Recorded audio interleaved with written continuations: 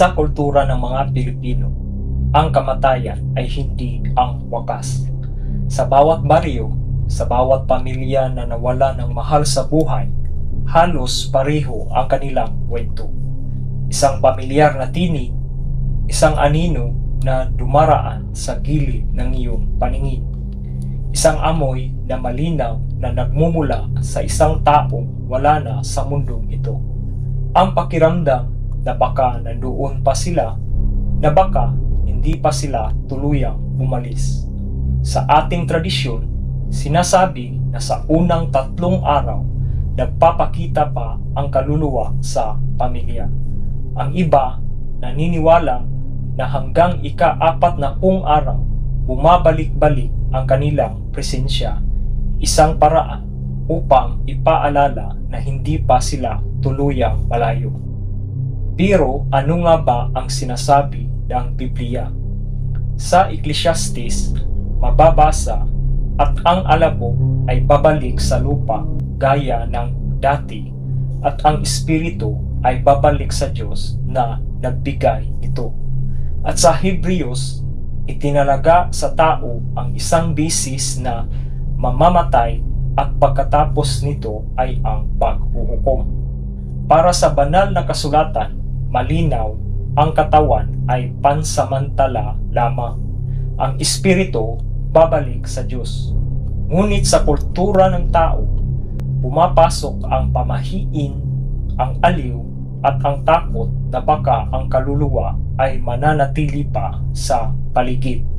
Sa medisina, simple lang ang paliwanag, ang kamatayan ay ang permanenteng pagtigil ng puso, ng utak at ng paghinga.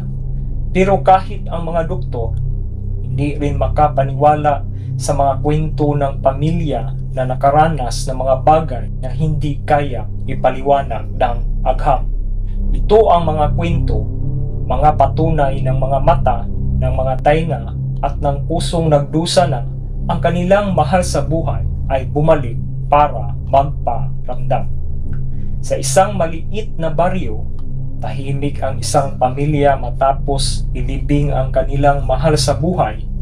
Sa gitna ng gabi, habang nakaupo sila sa dilim, narinig nila ang 3 malalakas na katok sa pinto. 3 beses, isa sa kanila ang tumayo, dahan-dahang lumapit at binuksan ito, wala ni isang tao sa labas. Ngunit ilang segundo matapos isara ang pinto, isang malamig na simoy ang biglang dumaan at lahat ng kandila sa loob ng bahay sabay-sabay na namatay. Mula sa sulok ng bahay, isang pamilyar na tinig ang umaalingaw-ngaw, tinig ng kanilang yumaong kamag-anak, paingat, mahina, ngunit malinaw na umaawit ng paborito niyang kanta. Napaiyak ang pamilya para sa kanila, malinaw na ang kaluluwa ay bumisita, hindi pa siya tuluyang umalis. Sa kabilang bayan, isang ina ang natutulog sa kanyang kwarto matapos ilibing ang kanyang anak, ngunit sa kalaliman ng gabi, may narinig siyang mga yapak. Hindi ito ordinaryo, alam niya, yapak iyon ng kanyang anak. Yung eksaktong tunog tuwing dumarating siya galing sa labas. Biglang sumara ang pinto ng kwarto at ang sapatos na nakalagay sa gilid nahulog na parang may nagsuot nito. Mula sa sulok, isang anino ang unti-unting lumitaw. Walang mukha, walang salita, ngunit para sa ina, alam niya iyon ang kaniyang anak. Nanginginig siya sa takot, ngunit pinili niyang yakapin ang alaala. Kinabukasan, sinasabi niya sa kapitbahay, bumisita siya kagabi, hindi pa siya tuluyang nakaalis. Bumalik siya sa bahay. Isang binata ang naiwan sa sala matapos ang libing ng kanyang ama.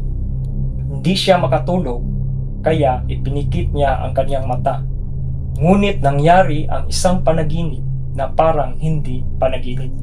Dumating ang kanyang ama, nakasuot ng parehong damit sa libing, umupo sa kanyang harapan at nagsabi, "Anak, huwag kang mag-alala, ako na ang susunod sa landas."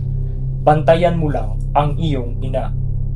Umiiyak siya sa panaginip, ngunit nang magising, malamig ang paligid at ang librong nakapatong sa misa na hindi niya nahahawakan sa loob ng maraming araw, biglang nakabukas.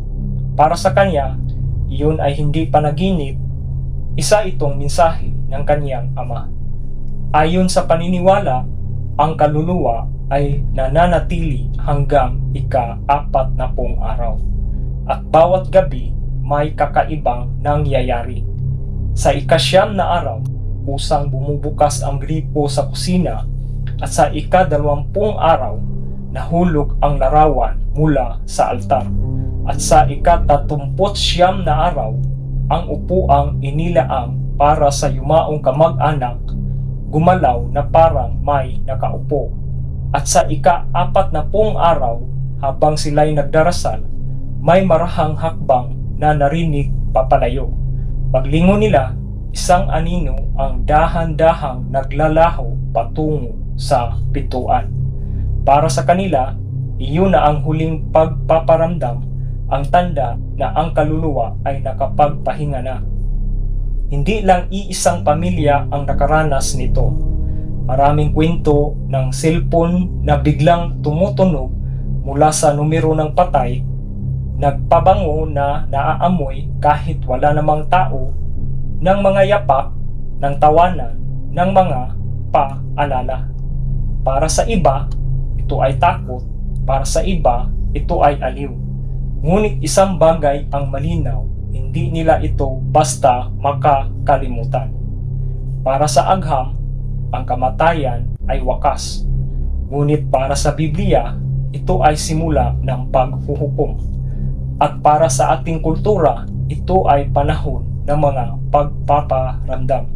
Kaya kung sakaling makarinig ka ng 3 katok, makakita ng anino, o makaamoy ng isang pamilyar na samyo sa dilim, isipin mong mabuti, baka hindi lang ito imahinasyon. Baka ito ay isang mensahe mula sa kabilang buhay.